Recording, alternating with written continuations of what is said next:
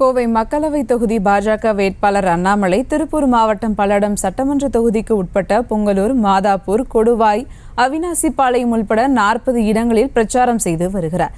அதனை நேரலையில் தற்போது பார்க்கலாம்.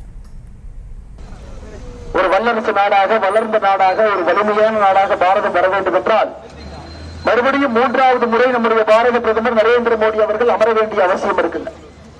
10 ஆண்டு காலம் ஆட்சியில் இருந்து அற்புதமான ஆட்சி கொடுத்துவிட்டு மறுபடியும் 3வது முறையாக உங்கள் முன்னால் நின்று கொண்டிருக்கின்றோம். வேலை செய்திருக்கின்றோம். எல்லா மக்களுக்காக வாழ்ந்து காட்டியிருக்கின்றோம். இந்தியாவை உலக நாடுகள் வரிசையிலே உயர்த்தி இருக்கின்றோம். பொருளாதாரத்தில் மேலே உயர்த்தி இருக்கின்றோம். விவசாய மக்களுக்கு, ஏழை மக்களுக்கு, பெண்களுக்கு, எல்லோருக்கும் கூட இளைஞர்களுக்கு அவர்களை சார்ந்த நம்முடைய ஆட்சி நடத்திருக்கிறது.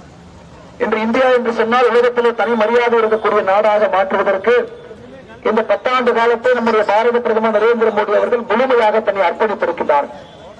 இன்னைக்கு நமக்கு மறுபடியும் ஒரு வாய்ப்பு. ஆனால் எல்லா தேர்தலை போல் இந்த தேர்தல் இல்லை. யார் ஜெயிப்பார்கள் என்று தெரிந்து நடக்கக்கூடிய தேர்தல். இதற்கு முன்பு ஓட்டு போட்டுட்டு வாக்கு எண்ணும் வரை காத்திருக்க வேண்டும். ஆனால் 2024 தேர்தலை பொறுத்தவரை வாக்கு செலுத்துவதற்கு முன்பாகவே பாரத பிரதமர் நரேந்திர மோடி அவர்கள் தான் வெற்றி பெறப் போகின்றார்கள் என்று தெரிந்து நடக்கக்கூடிய ஒரு தேர்தல். நாம் ஒரு பாராளுமன்ற உறுப்பினர்களை தாண்டி தனி பெரும்பான்மையோடு ஒரு வலிமையான ஒரு ஆட்சியை இந்தியா 2024 29 வரை பார்க்க இருக்கிறது. மிக முக்கியமான முடிவுகளை நாம் எடுத்திருக்கின்றோம். சாதாரண முடிவுகள் இல்லைங்க, மிக முக்கியமான முடிவுகள்.